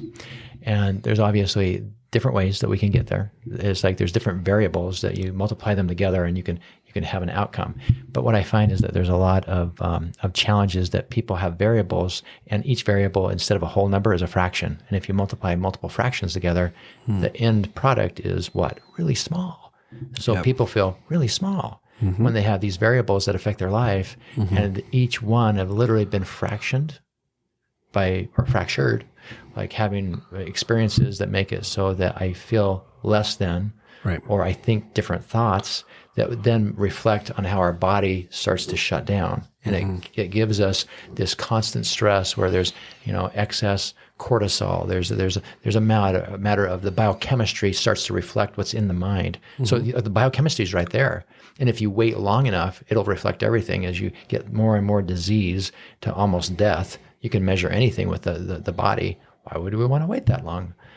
So we can have breakdown when we don't honor that formula. And so there's a wellness scale that if we can put up that talks about that we don't typically have any symptom until we're at our 50%. So when we're at 50% of our potential, that's when we first have our initial symptom of, I'm just kind of feeling low energy today. And that literally is the first symptom. But you're at 49% at that point of your potential. Death being 0. And so right. It's diagnostically, when we have a diagnosis that, it comes with a lab test, then you're at 20%. That means you're 80% loss of life's quality, loss of life potential, and we're existing at 20%. So many of our fellow people that live, especially in America, wait till there's a symptom, meaning less than 20%, that is something that is I can't go on this way. And, it's a level of disconnection because not really enjoying what 100% would be, or 80%, or 60%. 60% is still not having any symptoms. It's tons better than 20%. And it's just a matter of spectrum. It's a spectrum of where are we allowing ourselves to go. And so, that's a part of what I go through with wellness scale, is that we have high energy, our immune function's awesome, our rejuvenation, our cells are great when we're at 60, 70, 80, 90, 100%. That's our cells are doing great. But if we're waiting for us to actually feel run down, those cells have not been awesome for a long time. And the cell energy and the cell health has dropped down so low, the energy, the electricity of that cell, the pH of that cell, everything with that cell that's biochemical is down at the 20% that is now measurable with lots of different tests that are medical tests. But we're waiting for it to be really low before we go and we do the initial, I think I shall act differently now. And oftentimes at that point, it's too late. It's really late. And so we have less spontaneous improvements. We have less easy improvements. It's if you take care of things in the beginning, it can be a week. If you wait, it may take a long time. Yeah. Okay, so tell me about this this wellness scale just real quick. I know there's a lot of information there, but I know people are curious about what is it and why do you have that? Why is this important to you? So what happens is most of us don't even consider health until we have a problem that makes it so it inhibits our fun or our ability to produce and actually be a contributing member in our family. So it's as I look at this, I go, where is it that when people come in my office, where are they landing? Where is it? Where are they at? And it's for the most part, they're at the 30 percentile or less. So when people come in, most anybody is I'm run down, I'm in pain. That's 30%. And it's they don't realize that they're at 30. They're thinking, I'm at 100% all the time, and I'm having a little bit of achy breaky. I'm running a little bit low. And if you just do your quick whatever it is you're going to do, and I call it Jesus visit. They want a Jesus visit, so I can cure them, and they don't have to really do anything, and it's they can have the life they want in 15 minutes, and then they can walk out, and we're good. And so it's kind of an expectation of just I'm paying for success, and you need to do it yesterday. Right. Yeah. It's a very common thing now. Yeah. And it wasn't that way when I first started 25 years ago. That wasn't the same level of expectation, right? Sure. So it's what I found is that Eastern medicine, I have that scale up there, and it's all the way to the left. It says Eastern medicine. That has to do with energy. It has to do with what I do for treatment to make it so that cells function optimally and bodies can reflect that optimal function. In Western medicine, and when I use Western medicine techniques or procedures to measure, then it's at the lower part, it's diagnosis, where there's some level of, they come in with a diagnosis. Their medical professional has said, by the way, I have a certain disease, I have a certain problem, it's autoimmune or whatever it is, and can you help me because my life is terrible and I'm needing to quit my job next week, and I don't know how my family's going to survive because we now have only one income, and so it's like, please help me, and then there's lots of emotions.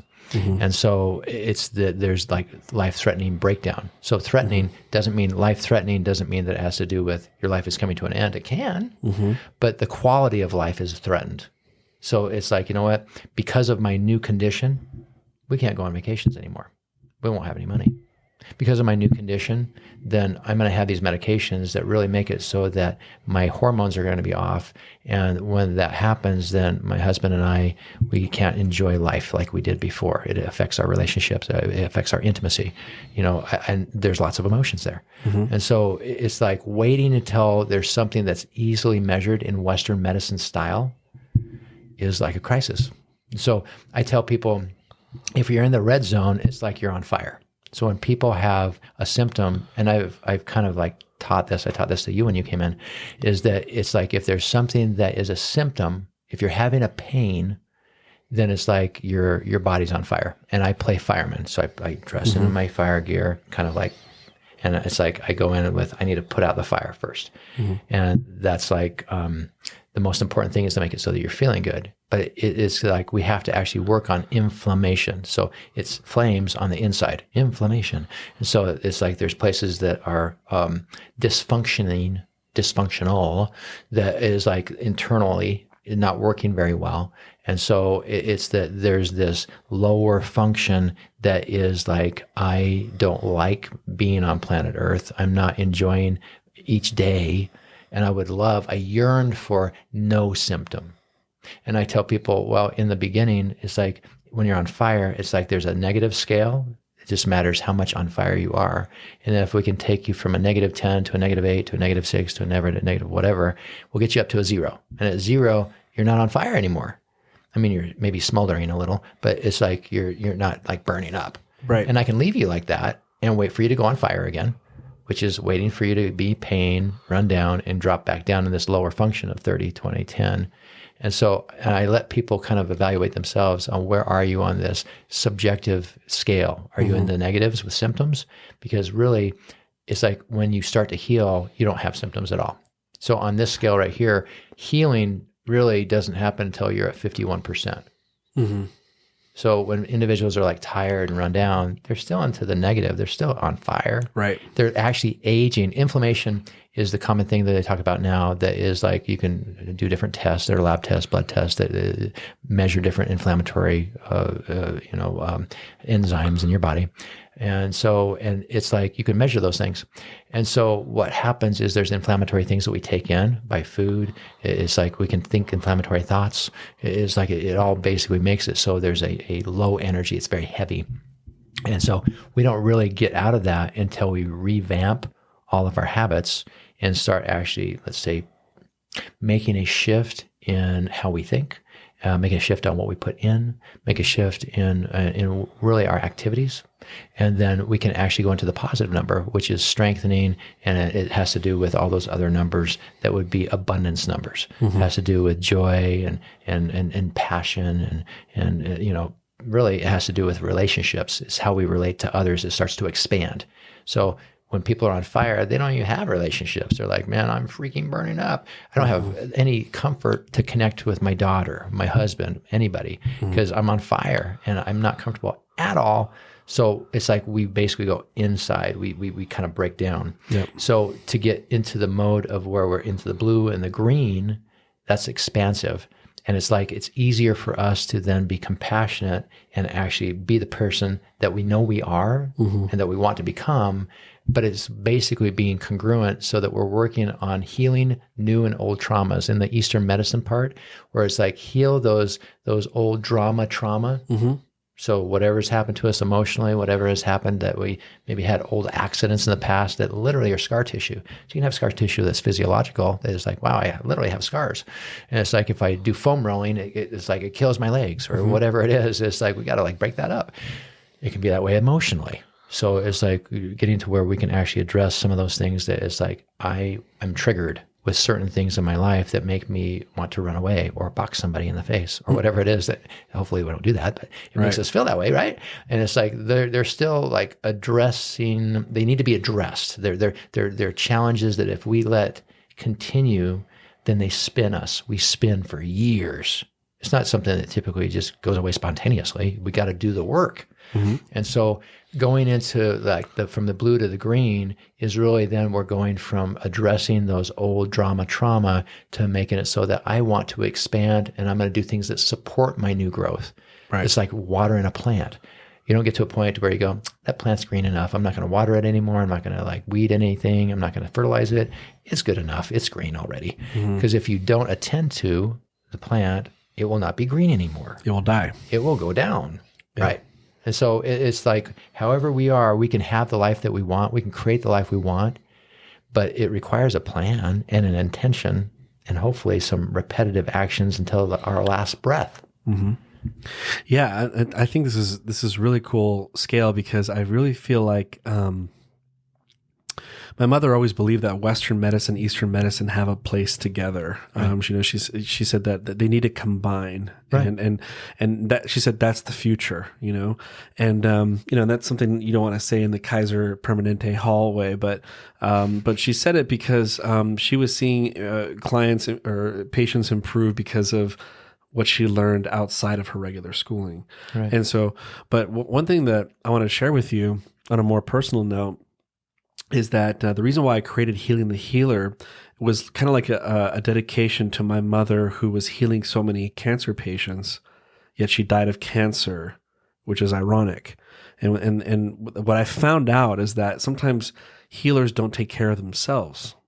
And they have their own stuff. In fact, a lot of people don't know this. Maybe a lot of people do know this, but Jesus, for example, a lot of his brothers and sisters didn't believe he was the Savior, and, he came home to a non-member family, if you will, and I did a whole podcast on this about why he chose John to say, this is your mother, and then this is your son, is because he was going to be translated, and he would outlive Mary. And he knew that she was going back to a home that doesn't support who the Savior was. James, his brother, later on became a convert because he saw the resurrected Lord, and then he's the one that did the classic James 1:5, which we all know, James 1:5. But imagine coming home to a family that's just like, it was bound to happen, Mom. Jesus was going out there doing all this stuff. It's like, what did you expect? That's not really the comfort that you want to come home to. But it's just like, isn't it interesting that Jesus had that home? Like he grew up with that home. My mother had a home where she was this hero at her work, but she came home to a husband who didn't believe in what she was doing and said, you need more clinical trials to prove the stuff that you're talking about or you're helping out your patients, So there was constant fights in the table that she was having with my father about he was very by the book chemotherapy and she was not. So she came home to that. Even though she was trying to help other people with their home environment, she was suffering in her own home environment. Okay. And then when she went to work, she had her friends, hate on her because they knew what she was doing in her garage. Like with this holistic stuff, make fun of her. Right. So she had an environment that wasn't too supportive. And I think the combination of having a male for 30 years not being supportive of what she does, then combine it with her workplace that doesn't support her, I think her pancreas she was feeling all the emotions that a pancreas would give out, In my case, for example, I know I came to your office and I was having neck pain. I was having, some lower back pain. But and then I remember you said that I was kind of in a fight or flight kind of, response. And so, but a lot of people don't know this, but we all deal with our own demons. They say every level is a new devil, and for me, for example, dealing with like an ex-wife that's not too supportive of, co-parenting, co-parenting is so important. It's just like, hey, let's just forget about our personal relationship. Like we have a beautiful kid that we need to raise, and let's just think about the child, like what's good for the child. He needs a father, like let's talk about that. But if she's not willing to have that conversation, it can cause a lot of stress in my life, And so I think I've dealt with a lot of fight or flight, dealing with someone who's not been that cooperative, and so then you can learn all this amazing stuff, but if you have wolves come to your home from time to time, it can be tough. It can be tough to heal. It's like my wife and I are ready to move on and heal. I mean, today we did IV therapy, tomorrow we're doing hyperbaric chamber. I mean, we're working on ourselves, but the wolves still come, and I know there's a lot of listeners right now that you might say, I live in a home where my father abuses me, or I have a husband that I'm scared to leave because I don't know what'll happen to my children. So I choose to stay in this home because I don't know where I'll be later on, and these are people that it's almost like you're helping them out, but they come home to fire, and Totally. this is just being real, Totally. and so what are your thoughts on that? Like, I came to your office, and what's interesting is that you did something that was kind of unorthodox, is in my book. But hey, I'm open to that. You came in and you're like, hey, let's put some lasers near your stomach area, like kind of near your pelvic area. And I'm like, why are we putting lasers down there? My neck hurts, my back hurts, and I want to fight a bear right now, And but then you started muscle testing me. And I started getting strengthened that I wasn't in different areas, that I wasn't, very powerful. And I think you were doing some flexibility with my head. My head was very stiff, going like, okay, this isn't good. You have no mobility in your head, which means you're in fight or flight sort of situation. So I'm just curious with me, for example, and you can share with all my listeners and stuff. When you met with me, there's a reason why you put some lasers on me first, and I started changing a little bit. But where would you go with that? Where would you go with someone who deals with wolves, and you can't control the wolves that come into their life, Nope. but maybe you can change the way the driver thinks about the wolves. Correct. So what are your thoughts on that? Great question. And that is the reality that pretty much every single person comes in with. And I'm glad that we're able to talk about it, because the most important part of what we're talking about has to do with what makes us tick, our heart, our passion, the reason why we get up in the morning. I mean, we have relationships with people we love, and we want to be our best self. We are typically our most critical of ourselves, and then that critiquing goes into depth into other people's lives that we care about. And oftentimes what happens is a reflection of how we were critiqued when we were young, and it just goes on generation after generation. It's kind of interesting how that works. So knowing that that's the case, and that pretty much all of humanity has that in common, that's a part of literally the reason why we are stuck and have health challenges that don't go away. We have an environment that is on fire, right? And it seems to be, in my opinion, and there's varying degrees of like on the world scale, it seems like everything's more on fire now than it's been in the past. Regionally, you could say, as you go back in history, there's places that are on fire, and then it kind of goes away, and you have peace. You have an extended period of peace. And it's like, it seems like now that there's some commonalities, that it's like there's challenges in how we view ourselves and how we view the world. And so when you came in, applying what with your experience, is that there's a few things that we go through to check those variables in the beginning to go, do we have flow? In the beginning, when we had the initial cell energy, are we flowing in a way that is going to make it so I do very little to help you very much? And if like you're not able to have that flow, I know that whatever I do won't stick. It's not going to hold. It's not stable. So I will do whatever it takes to have that first part, that center, start to flow. And it's a matter of kind of going through and determining with each person, do I need to put a laser in different areas of your body, different, I could say organ areas, if we wanted to say Western medicine, different chakras, if we're doing a form of Eastern medicine, and how I make it so that you're a part of the process. So they're not just you lying there. You're not just there doing nothing. I'm challenging your body, and I'm waking areas up. So my purpose is to wake or shake things up and make it so there's movement. So in the very beginning is like, let's determine why there's no flow. And fight or flight makes it so that that occurs. No flow happens. It's like we're hunkered. We constipate ourselves, we congest ourselves. There's different areas of the body we use those terms. I'm congested, I'm constipated. It's just it's not moving. And it's like there's a reason why it's not moving. So it's the addressing that. You could kind of joke about it's energetic constipation, energetic congestion, it's energetic stasis. It's like we're stuck. So much of what I want to do is get to where we can make the person unstuck. Let's just make it so we have even a little flow. Makes it so that we're breaking through. So in the beginning, sometimes we'll do whatever it takes to crack through that boundary or barrier. Sometimes we have to jump right in and do emotion work right away. And sometimes there are longer appointments on the first day. And that's why in the beginning, it's not something where it's like everybody is the same, where it's like square peg, round hole, and I'm just going to have to, pound it in. It's like what happens is we test intuitively. I have great staff. They're very intuitive, each of them. And over time, that's another factor or feature that I guess I have myself, is that intuitively I kind of know what is going on. And I think there's a little guidance that we all have as holistic providers, that when we start realizing it's not us, that we're kind of a tool. And as we become more and more recognizing that we're more powerful, the more humble we are, because it's not us, we're a tool.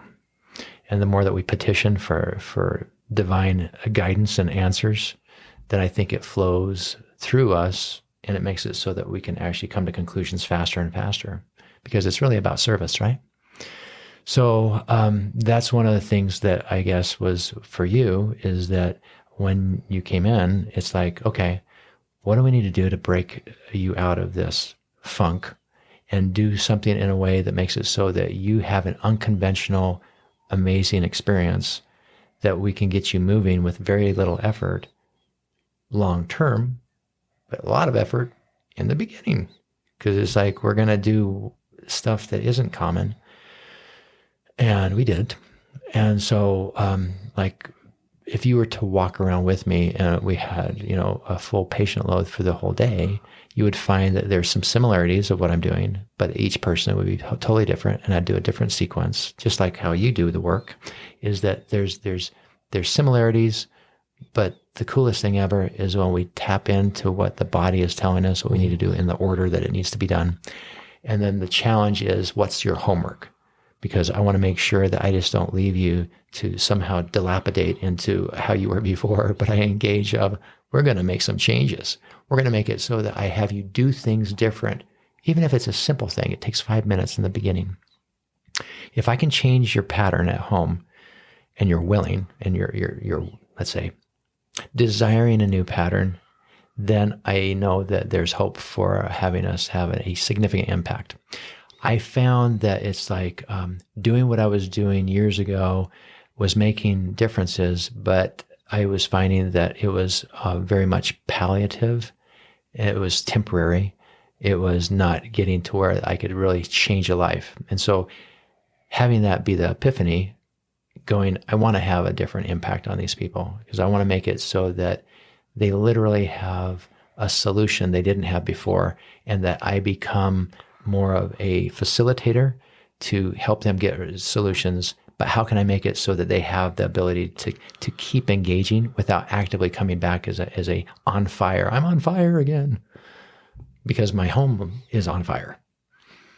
So what we've been developing, and I'm not quite, let's say, at the point of launch, but it's like we're putting together an app, and I have different people that I've been able to pull together as a team, that they all have different talents, and they're all intuitive. I love it. And they're all inspired.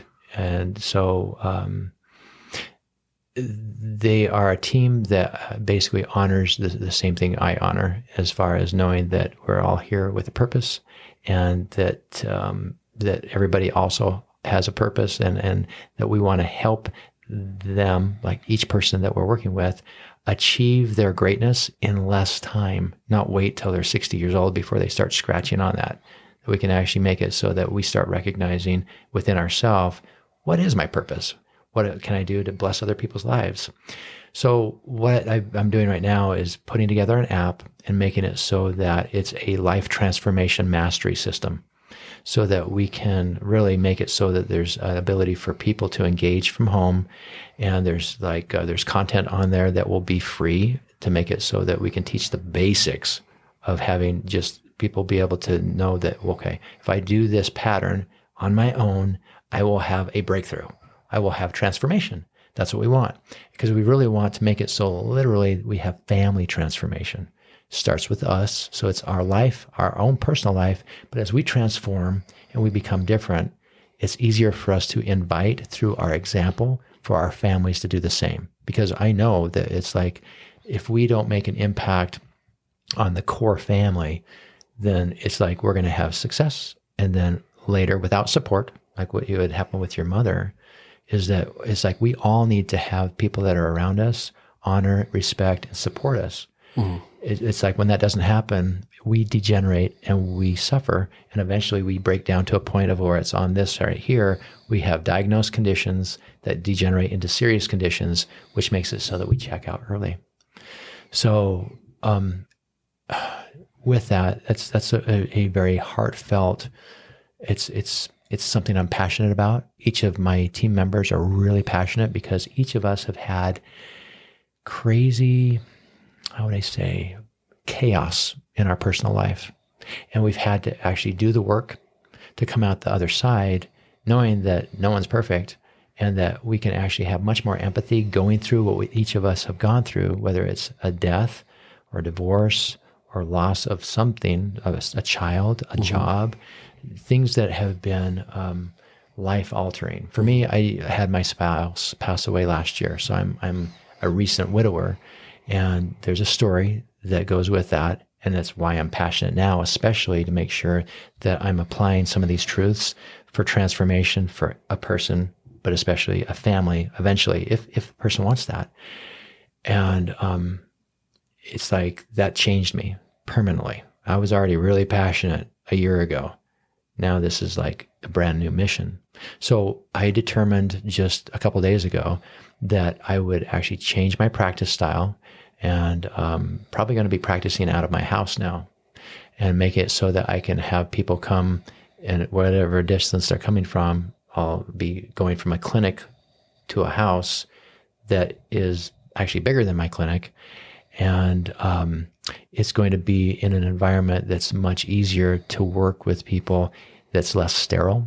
Mm-hmm. And it's going to be easier for people to transition and have a feel to shift in almost a home environment setting. Mm-hmm. Even though I'll have clinicians there, it's like that'll be the hands-on work. Mm-hmm. And I only made up this decision a couple of days ago.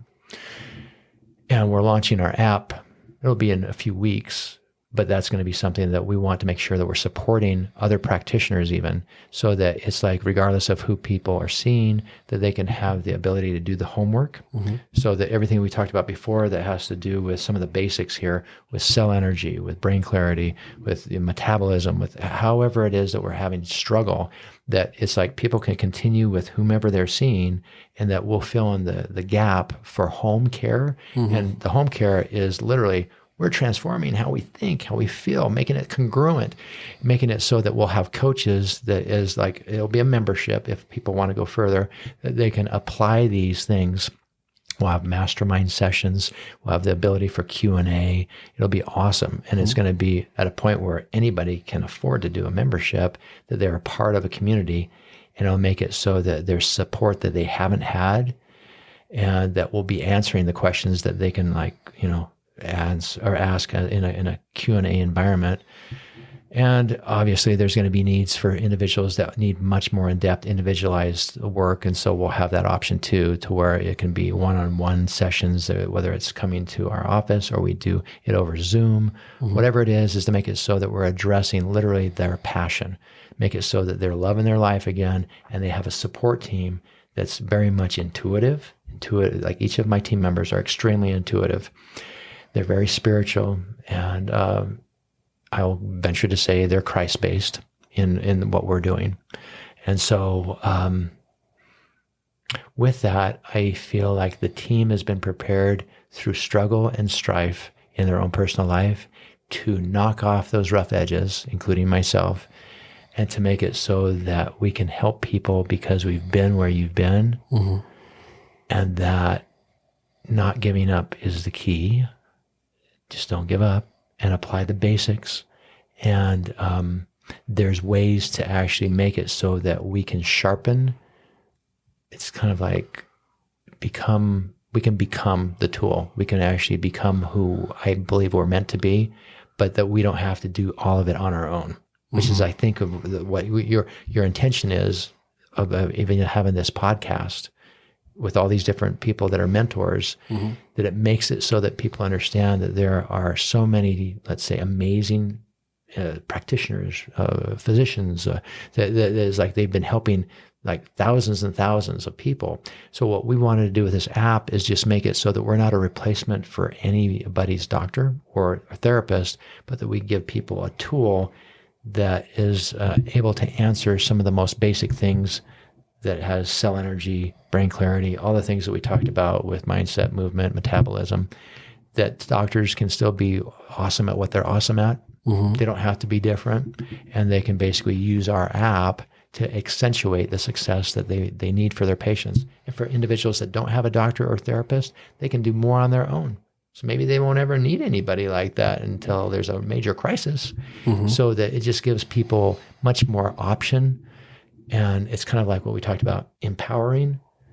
That's my passion. Empower people so that they have choice through literally knowledge, information, and a person or a team that cares because they've been there before. Well, I'm excited for this app that's going to be coming out, and I think it's really what the world needs. It's like you're giving people their power back, Right?